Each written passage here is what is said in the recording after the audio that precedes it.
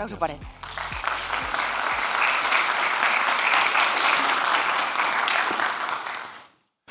Muchas gracias a los organizadores. Me han dicho que no me mueva mucho, que esté más o menos bien centrado de esta parte, así que tengo la manía de caminar y mover mucho cuando hablo. Haré lo posible para no desenfocar mucho la cámara. Empezaré, si logro mover la transparencia. Ahora. Empecé simplemente introduciendo un poquito el equipo y el lugar del que vengo. No esperaba tener una pantalla tan blanca. Siento no haber hecho las transparencias un poquito con un tono más de grises. Espero no dejaros ciegos con las transparencias, porque en realidad me suele gustar hacerlas bastante blancas. Pues bueno, me llamo Joaquín García Alfaro, trabajo en este campus que veréis. Vale, parece que no tengo que hacer eso. Necesito que alguien me ayude a poner quizás ahora. A ver si lo logro. Creo que hay un puntero por aquí. A ver, ahora sí. Vale, ahora sí.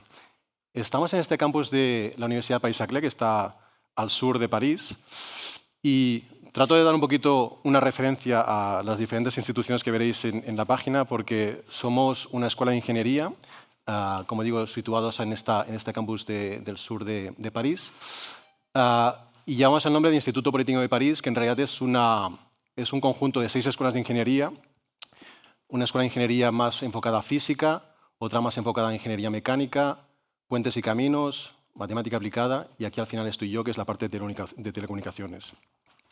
¿Vale? Y en principio dirijo un equipo que trabaja temas relacionados con la seguridad y la confianza digital. Ahora, más adelante, daré un poquito más de detalles de esta parte, en el cual somos 4 catedráticos, 6 titulares de universidad y luego más o menos entre 20 y 30 estudiantes de doctorado, postdoctorado, ingenieros, que colaboran con nosotros en los proyectos de investigación. Y es esta parte de investigación en la que los organizadores me pidieron que hiciera una ponencia sobre innovación tecnológica. Ayer noche estuve discutiendo con ellos y pensé que quizás tenía que cambiar un poquito el título y adaptarlo un poquito más quizás a lo que veríamos en el programa. Y veréis que en relación a lo que hay en el programa he añadido una palabra nueva que de alguna forma justificará un poquito la historia que explicaré en las transparencias y en la presentación, alrededor de los modelos, la ciberseguridad y los modelos o modelos de ciberseguridad, que es la parte con la que espero poder hacer un poco de enlace con la parte de innovación tecnológica. He estructurado en 4 partes la presentación. Creo que empezaré poquito a poco, pero debido al tiempo seguramente tendré que hacer un poquito de aceleración hacia el final si quiero acabarlo todo. Pero como mínimo intentar posicionar algunas de las ideas que me gustaría que quedaran de la charla. Primero, para justificar, como os digo, un poquito de dónde venimos, qué es lo que hacemos en el equipo y el enlace con la parte de innovación y la parte más de predicciones de qué perspectivas hay quizás en la temática de ciberseguridad desde el punto de vista de innovación. En estas 2 primeras partes, de alguna forma, veréis un poquito lo que hacemos y la evolución de lo que estamos haciendo hacia esta segunda parte en la que intentaré justificar por qué creo que dar pistas o dar predicciones sobre hacia dónde vamos o hacia dónde va la ciberseguridad es un tanto difícil. Lo intentaré y, de hecho, lo que intentaré será posicionar un poquito esta parte desde el punto de vista de lo que entendemos hoy por ciberseguridad, tanto a nivel universitario, académico, como a nivel de empresa, puesto que creo que hay sinergias en la sala y en general en estos temas. Y bueno, como os digo, seguramente tendré que hacer un poquito de speed up aquí al final, pero trataré de que queden algunas ideas claras. Una primera nota, como creo que no tendremos tiempo, no dudéis de levantar la mano y preguntar durante la charla para no tener que dejarlo todo al final, porque posiblemente tendremos que marcharnos y a lo mejor no dará tiempo. No me importa, no tengo ningún problema si levantáis la mano. Si la pregunta es rápida, tendré que hacer una respuesta rápida y no hace falta que esperéis hasta el final. Y por otro lado, el español es mi lengua materna, aunque estoy en Francia, y la presentación original estaba en francés y luego un poquito en inglés. He tratado de traducirlo todo, pero quizás hay algún despiste, alguna parte que he olvidado, y también algunas partes que son citas o capturas de compañeros o de temas que creo que no hacía falta traducirlas y he dejado como estaban. De forma rápida, lo que hacemos en el equipo, el nombre ya lo dice, trabajamos sobre temas de tecnología y confianza. Confianza de la tecnología. ¿Cómo podemos mejorar la confianza en la tecnología? Desde el punto de vista nuestro es a partir de la seguridad. Trabajamos en temas de seguridad y la idea es que si damos más margen a añadir más seguridad en las tecnologías, creemos que la sociedad podrá tener un poquito más de confianza en estas ideas, en estas tecnologías que van a venir. El punto de partida, siempre que utilizo esta transparencia, es hacer un poquito de diferencia entre lo que en inglés vemos como estas dos palabras. No sabía bien cómo traducirlas, pero en esta cita de un sociólogo lo suele de alguna forma relacionar como no es lo mismo una confianza potencial, algo que potencialmente puede llegar a ser de confianza, como algo que realmente es digno de confianza si añadimos los elementos necesarios, como por ejemplo en nuestro caso, mejorar la parte de seguridad. Y la forma como nosotros en el equipo lo trabajamos es a través de la gestión de riesgos, que creo que es un tema que más o menos aquí en la sala también se ha visto, se verá, y que hace buen enlace con la cátedra en la que me habéis invitado.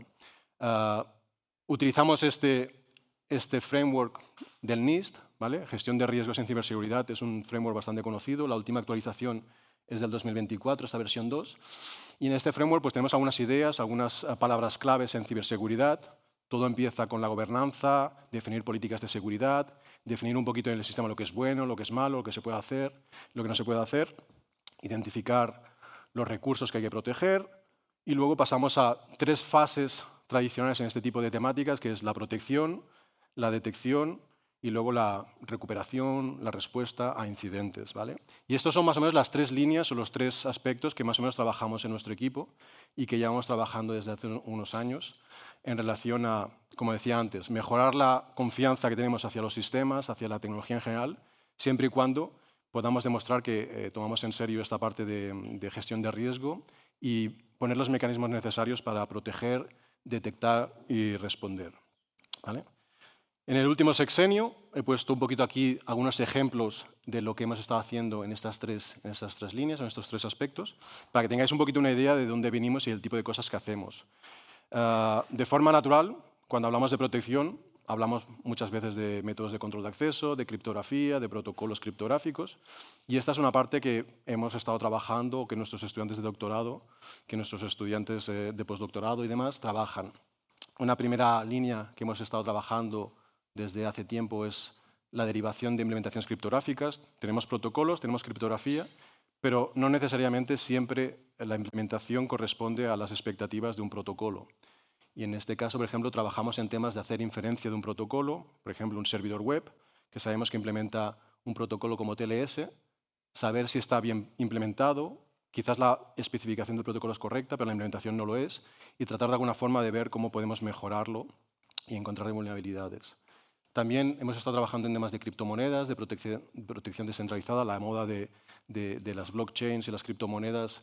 Tuvimos una cátedra en relación a estas temáticas de tecnologías blockchain, criptomonedas, el enlace con la protección de datos, protección de la privacidad, regulación y demás. Básicamente son las cositas que hacemos en la parte más de protección. En el equipo tenemos gente que trabaja tradicionalmente en temas de detección. Temas de detección muchas veces es detección de patrones, detección de anomalías. De alguna forma, la parte anterior, protección, es antes de que un ataque llegue al sistema.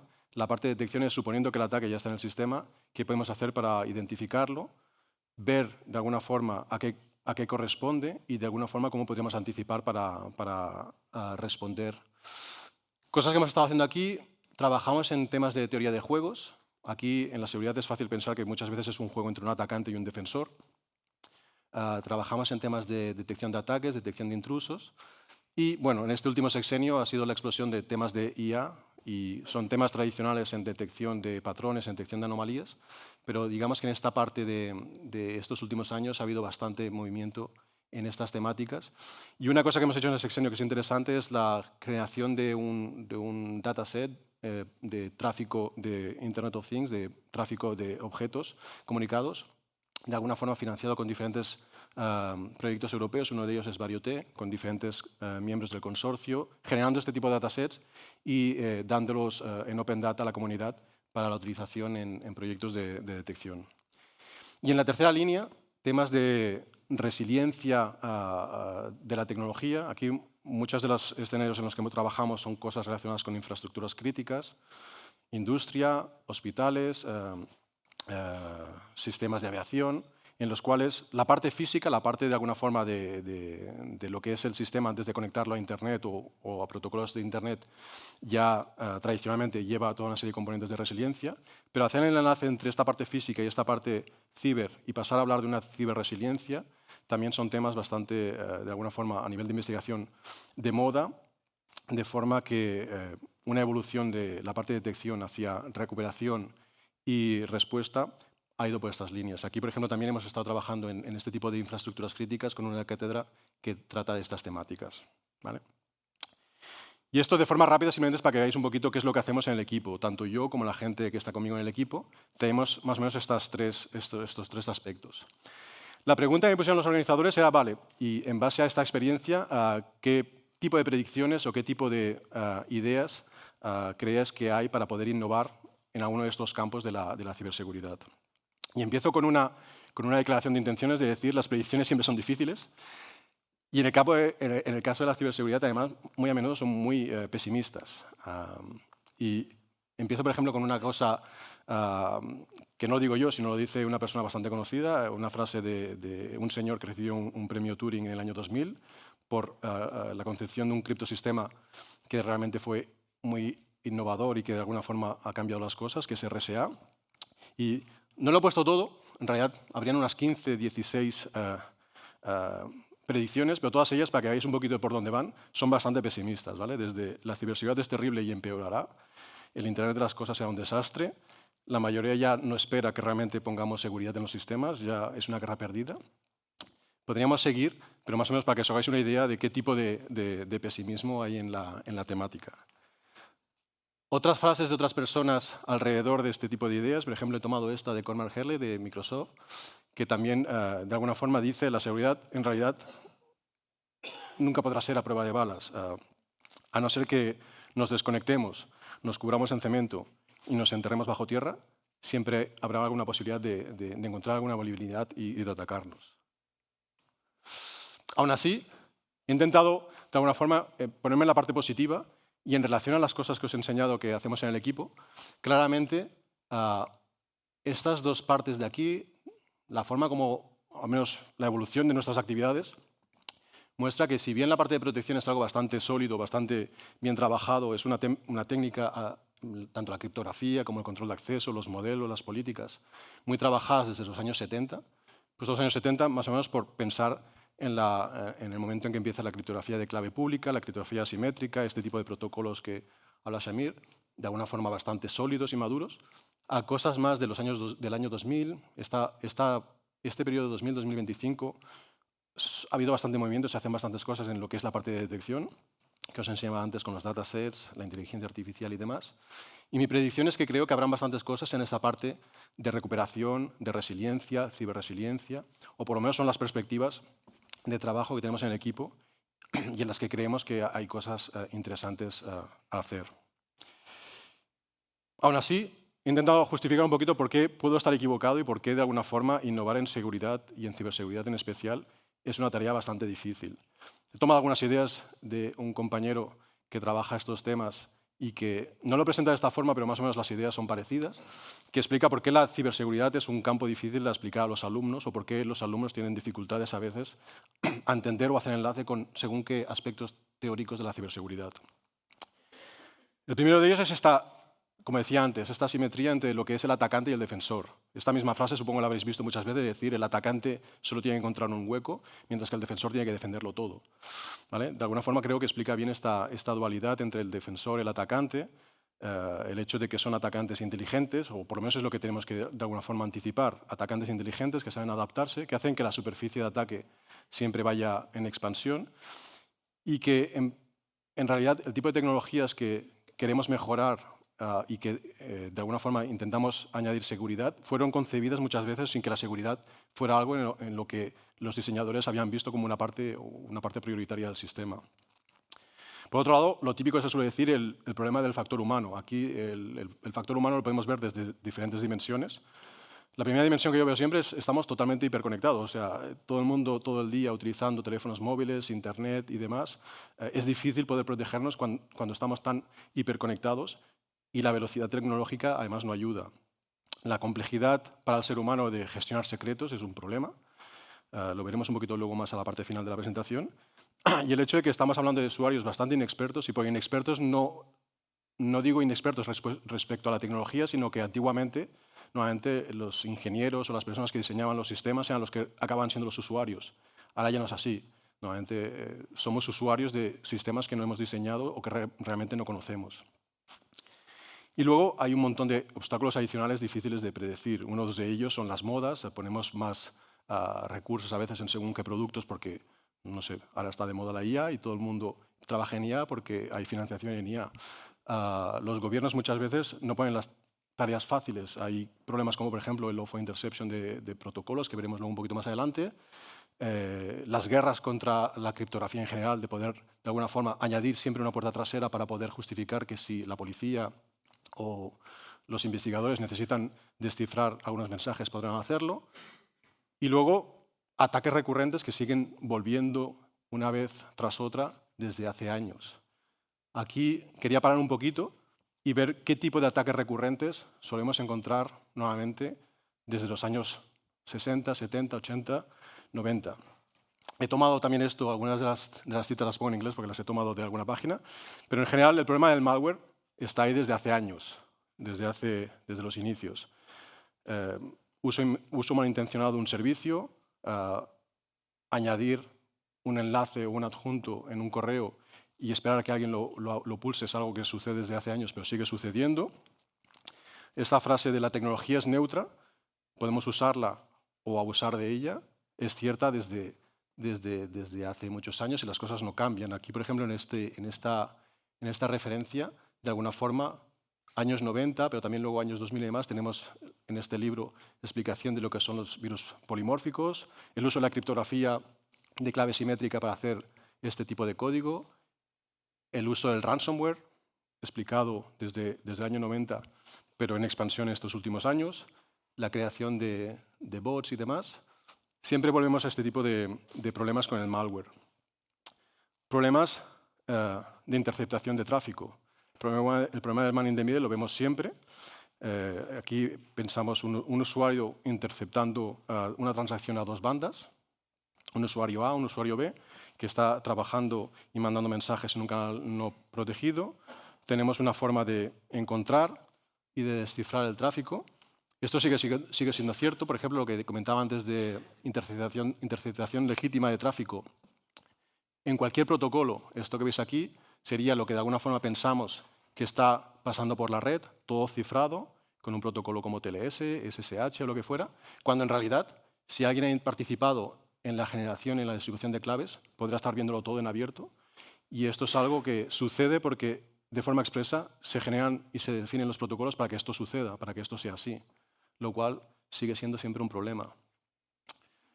Problemas del tipo zero day o zero click. Zero day sería un ataque que por algún motivo la vulnerabilidad ha sido revelada antes de que alguien ponga una solución y a veces explotadas sin que ni siquiera pulsemos sobre ellas. Siempre nos dicen que hay que tener mucho cuidado sobre lo que pulsamos cuando recibimos un mensaje, un correo, un MMS o un WhatsApp, pero en realidad hay técnicas que muestran que ni siquiera pulsando o ni siquiera contestando a la llamada, un mensaje en formato PDF, que no debería ser especialmente sospechoso, puede hacer y desencadenar la ejecución de algún programa malicioso. Denegaciones de servicio también están ahí desde siempre y siguen transformándose y cambiando desde siempre. Y bueno, paro aquí porque podríamos seguir y esto no acabaría, ¿vale? Seguiría de alguna forma ataques bien conocidos, bien tratados, bien explicados en la literatura, pero que siguen apareciendo una vez tras otra. Y ahora, volviendo un poquito a la parte positiva de la charla, la pregunta es ¿y cómo podemos de alguna forma innovar para hacer cambios a nivel de modelos, por ejemplo, de ciberseguridad, para hacer frente a este tipo de problemáticas? El uso de modelos en ciberseguridad, normalmente lo que solemos explicar en clase es que de alguna forma construimos una mitología o una serie de personajes. En el caso, por ejemplo, de la criptografía, siempre empezamos con un canal inseguro, unos personajes como Alicia y Bob, que son dos personajes supuestamente legales, que hacen lo que tiene que hacer el protocolo, que conocen un secreto de alguna forma para mandarse mensajes a través de este canal inseguro, pero siempre habrá gente escuchando, siempre tendremos este personaje mítico que hace ataques pasivos, que hace eavesdropping y que captura los mensajes, o este otro ataque que comentaba antes, de un ataque activo, escuchando, modificando, interceptando y haciendo cambios en los mensajes. Estos son los modelos que utilizamos en la mayoría de técnicas de ciberseguridad. Y en general, sabemos que hay un límite en el uso de estos modelos. Sabemos que, en especial, por ejemplo, hay que saber diferenciar cuál es la dimensión entre el modelo y la realidad. Sabemos que el modelo o la implementación no sean lo mismo, que la especificación puede estar validada, pero luego la implementación no sea lo mismo. Y bueno, si nos ponemos a nivel filosófico, esta diferencia entre modelos y realidad también ha existido desde siempre, ¿vale? Sin entrar mucho en detalle, simplemente podemos ver que hay un oportunismo en este tipo de cuestiones filosóficas sobre ¿son los modelos realmente la herramienta a utilizar para resolver los problemas? Me gusta siempre esta frase de Darwin diciendo, bueno, es mejor entender los monos y saber cómo se comportan si queremos saber cómo se comporta el ser humano que no saber nada. Y por lo tanto, la esperanza de poder utilizar los modelos para, de alguna forma, mejorar la seguridad e innovar, desde mi punto de vista y lo que hacemos en el equipo, es nuestra herramienta de base para, de alguna forma, avanzar en los temas de ciberseguridad.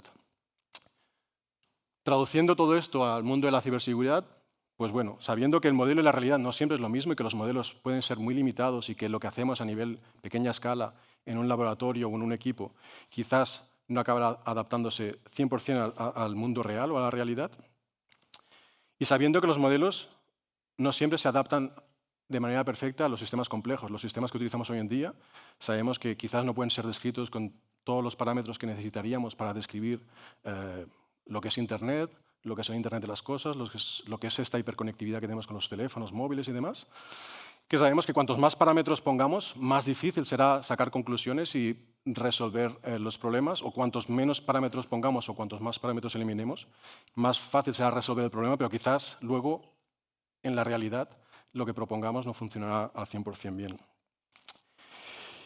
En el caso concreto de la ciberseguridad, además está el tema de que siempre estamos hablando de la llegada de la informática cuántica.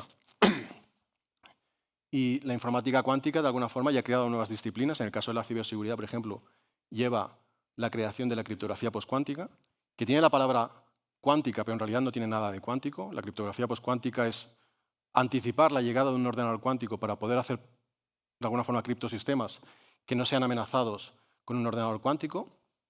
También tenemos la propiamente dicha criptografía cuántica, hacer una serie de criptografía, hacer una serie de modelos criptográficos para proteger esos sistemas cuánticos el día que lleguen. Y por otro lado tenemos las redes cuánticas, que de alguna forma nos muestran que no estamos tan lejos de esa llegada de la tecnología cuántica y que tendrá un impacto a modo de ventaja o a modo de desventaja en estos modelos que utilizamos en la ciberseguridad para poder, de alguna forma, anticipar el tipo de ataques que mostraba antes. Podemos coger nuestros modelos, podemos hacer una versión cuántica de Alice, una versión cuántica de Bob y una versión cuántica de los atacantes, compararlos con la versión clásica binaria de nuestros modelos, y creo que por ahí hay una brecha de innovación que seguramente podrá ser útil en los próximos años. O como mínimo es el tipo de mensaje que me gustaría hacer pasar en esta charla. Entraré un poquito más en detalle en esta parte de las redes cuánticas porque es algo que creo que no está tan lejos como pensamos y realmente, por ejemplo, en el equipo en el que estoy, en el campus en el que estamos, es un campus con una tendencia hacia la física y la física fundamental, porque es, digamos, el ADN de la escuela en la que estamos. Estamos en muchos proyectos donde planteamos este tipo de redes, ¿vale? Toda una serie de redes de nodos distribuidos bien por París o por el resto de Francia. Y como os digo, quizás el ordenador cuántico aún está lejos, pero hay cosas cuánticas que ya están ahí y que pueden utilizar este tipo de redes. Una primera cosa, por ejemplo, que encontramos son las redes de sensores. Redes de sensores con componentes que tienen una serie de propiedades cuánticas ya están ahí. Supongo que todos vosotros habéis utilizado un reloj atómico para, de alguna forma, garantizar el cambio de hora de vuestros ordenadores y de vuestros teléfonos. Empiezan a haber toda una serie de sensores para hacer metrología cuántica para mejorar la resolución de cosas que se captan desde un satélite o desde un avión, desde un dron, y toda una serie de radares cuánticos que básicamente son componentes que ya podemos adquirir, que ya podemos comprar, que seguramente tendrán que hacer una proyección de esa información que capturan a nivel cuántico y mandarlo a nivel clásico binario. Pero la idea es que si lo podemos guardar en estado cuántico y de alguna forma comunicarlo a nivel de estado cuántico, pues ganaremos de alguna forma en eficiencia. Pero para ello necesitamos que esta estructura y este esqueleto esté construido. Y como digo, no estamos tan lejos. En principio, a nivel experimental o a nivel de prototipos, tenemos nodos para hacer de alguna forma comunicación cuántica segura, que los estados cuánticos, que puede ser simplemente un estado relacionado con un sensor de metrología cuántica, pueda ser mandado de un nodo a otro nodo de forma segura. Tenemos protocolos pseudocriptográficos para hacer distribución de claves cuánticas. Tenemos protocolos para hacer comunicaciones cuánticas seguras y tenemos repetidores cuánticos que también más o menos están ahí. Empiezan a estar a nivel de prototipos, empiezan a comercializarse y empiezan a utilizarse. También tenemos optimizadores cuánticos. Tenemos este tipo de ordenadores que no son 100% ordenadores cuánticos como nos gustaría o como de alguna forma podría verse en esta amenaza cuántica. Pero, por ejemplo, hay una serie de ordenadores que se pueden adquirir. En Francia tenemos unos cuantos, en Canadá tenemos otros cuantos, que implementan solo una pequeña heurística cuántica que funciona y que se puede utilizar bien para hacer optimización de procesos, optimización de búsquedas, optimización de problemas matemáticos. Y ya luego, más futurista, el esperado ordenador cuántico universal, que este sí, supongo que estará bastante más lejos de lo que nos gustaría, pero algún momento llegará, y de alguna forma podrá beneficiarse de toda esa estructura que se está construyendo y que de alguna forma puede, como decía antes, justificar cambios e innovaciones posibles en la ciberseguridad. ¿Cómo implementamos o cómo ponemos todas estas ideas en nuestros modelos de ciberseguridad actuales? Muchos de ellos, por ejemplo, los podemos empezar a ver ya simplemente un componente básico que tenemos a nivel de dispositivos son los generadores de secuencias aleatorias y sabemos que hay generadores de secuencias aleatorias con propiedades cuánticas que son muy útiles y que de alguna forma obligarán a cambiar una serie de propiedades y de parámetros de nuestros modelos. Por otro lado, estos modelos que decía antes de Alice, Bob, Eve, Malcolm, empiezan a hacer cambios a nivel de, por ejemplo, protocolos que no son necesariamente basados en seguridad computacional. La que seguridad computacional de alguna forma sería RSA, curva elíptica, este tipo de protocolos que sabemos que se basan en una propiedad asimétrica matemáticas. Estos otros protocolos se basan en una seguridad teórica. En principio, aquí ya no serán unos atacantes, sino que serán los propios Alice y Bob, que pueden de alguna forma comportarse de forma malintencionada para hacer cambios y hacer ataques en el protocolo. De alguna forma, la idea es que este tipo de mejoras, si lo vemos como una ventaja, este tipo de... Ups, necesito que alguien me ayude otra vez desde el fondo de la sala, perdonad el botón. Este tipo de protocolos podrían de alguna forma dar solución a este tipo de capturas de mensajes cuando pensamos en estos backdoors o trapdoors que vemos en todas estas partes. En cualquier caso, hay una versión pesimista cuando pensamos en todo lo que viene desde el mundo de la ciberseguridad y temas cuánticos, pero hay una versión optimista pensando que todo esto aportará mejoras y que puede aportar de alguna forma innovación si empezamos a incorporarlo en nuestras definiciones de lo que es la ciberseguridad, lo que es la formación en ciberseguridad y demás. Nosotros llevamos un tiempo trabajando en esta versión optimista, con una óptica de no solo pensar en las amenazas o en las partes más utópicas, pero en las ventajas que llevan este tipo de tecnologías. Y de alguna forma, de forma rápida, me gustaría pasar a la tercera parte de la charla y decir, vale, ¿y cómo recogemos todo esto, por ejemplo, en la formación actual a nivel de ciberseguridad?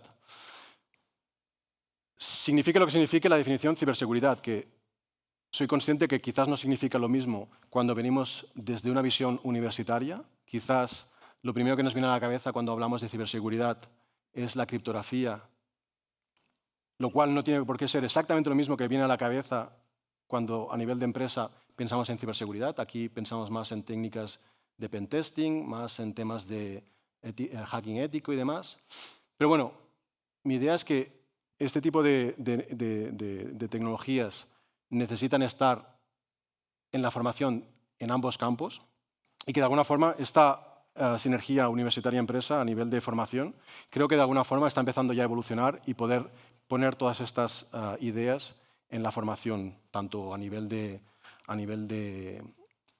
ciclo básico, ciclo obligatorio, ciclo optativo. En principio, por ejemplo, el tipo de formación en el que nosotros estamos y coordinamos a nivel de temas de ciberseguridad, evidentemente la idea es que a nivel básico tendremos toda una parte de formación a nivel de física, a nivel de matemáticas, a nivel de interfaces y hardware, en la parte obligatoria más de criptografía, técnicas de juegos, técnica de control, y toda esta parte optativa, que quizás es donde más, de alguna forma, vemos esta visión empresarial de lo que realmente las empresas necesitan, lo que realmente las empresas quieren implementar y llevar a la práctica.